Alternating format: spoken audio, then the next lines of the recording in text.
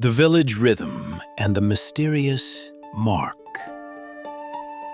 3 mornings after the bridge lantern was rekindled, Briarwell returned to its ordinary rhythm. The village healed through daily routines, bread cooling on windowsills, brooms sweeping stone floors, and children jumping across puddles. The old bridge stood bright over the River Loon, its central lantern burning every evening with a steady, warm, golden flame. People crossed beneath it with tools and loaves, some touching the stone railing, others smiling before continuing home. Orrin noticed everything. He saw Mara the baker leave an extra loaf on the bridge wall, Widow Merrow place fresh rosemary near her window, and old Tavin Reed visit the bridge twice a day instead of once. But most of all, he noticed a small carved symbol beneath the bridge lantern. No larger than a plum stone, it showed 3 curved lines enclosed within a circle, like ripples around a raindrop. Though Orrin had cleaned the lantern for years, he had never seen it before. Every time he stood beneath it, the mark felt less like decoration and more like a question. On the 3rd morning, young Elian found Orrin polishing glass panes in his damp Silver Dawn garden. Trying to contain his excitement, Elian claimed he had heard something by the willow bend the previous night. It wasn't the school, monastery, or bakery bell. It was lower, softer, Elian insisted, like it came from under the riverbank, just once after the bridge lantern was lit. Orrin washed his hands, took his walking stick, and followed Elian down the lane. Briarwell was gently waking with the smell of warm crusts and chimney smoke. At the bridge, Tavin Reed was already waiting.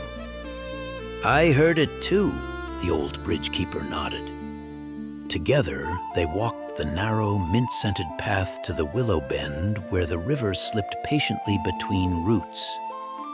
At the bend, among old willow roots twisted like sleeping fingers, the sun flashed against a dull green curve beneath the river mud. Orrin and Elian carefully dug through the silt with a flat stone and their fingers while Tavin held the branches aside. Little by little, they unearthed a bell. It was too large for a doorway, darkened with age and covered in green and brown mud. Around its rim ran tiny carvings of leaves, waves, lanterns, and open hands. Wiping the side, Orrin found the exact same mark, 3 curved lines within a circle. They carried the heavy bell back to the village square on a piece of canvas. By the time they arrived, half of Briarwell had gathered.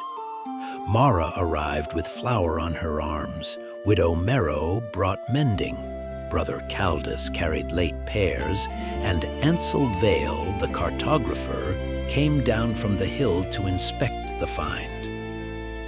Outside the bakery, they cleaned the bell with warm water, cloth, and a soft brush. As the mud washed away, a deep bronze warmth emerged. Around the top, near a broken yoke, Orrin read a tiny inscription. "When mist takes the road, let sound carry the light." Ansel noted that this sounded like the old hill paths, recalling ancient maps that marked lantern posts beyond the western ridge for travelers. Brother Caldus suggested these existed before the lower road was built.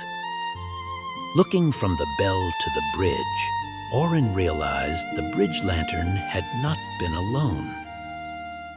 So when the bridge light returned, it woke the bell, Elian concluded. By afternoon, the bell was in the workshop of Master Fenn, the village carpenter and metal mender. Her workshop smelled of cedar, iron filings, and linseed oil. After inspecting it, Fen noted that the metal was sound, but the yoke was gone and the clapper was missing. To give it a second life, she fetched pieces of old bronze saved from a market bell that had cracked 15 winters ago. The restoration took the rest of the day. Fen heated and hammered the bronze with a steady rhythm while Elian pumped the bellows and Oren held tools. Outside, children floated bark boats in the millstream, and Mara sent over seed cakes. By late afternoon, the new clapper hung inside. When Fen tapped it, a low, complete, and alive sound trembled through the wood beneath their boots. "It wants a proper beam," Fen said. Elian suggested returning it to the willow bend, and Tavin agreed. Before evening, a crowd of villagers carried the bell back. Fen brought a newly carved oak support, Mara brought dinner, Brother Caldus carried a lantern, and Widow Merrow brought rosemary. They fixed the beam between two living willow trunks that formed a natural arch, securing the bell with bronze pins. When everything was ready, an unwritten tradition took over. As the central bridge lantern began to glow in the distance like a golden eye, Oren stepped forward. He took the braided cord and pulled it once. The bell rang with a deep, gentle note that drifted over the river, through the lanes of Briarwell, and touched the village roofs. It did not command attention, it invited it. As the note faded, the village fell still. Elian whispered that nothing had happened, but Tavin chuckled, saying Elian was too young to hear all of it. Then Ansel pointed toward the western ridge where the old road climbed into the evening mist. For a few seconds, a faint amber glow appeared on the half-hidden hill. Then it vanished.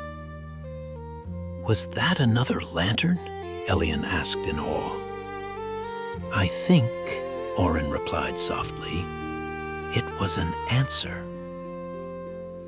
They stayed and ate supper by the willow bend, sharing Mara's bread, Caldus's pears, and Merrow's tea.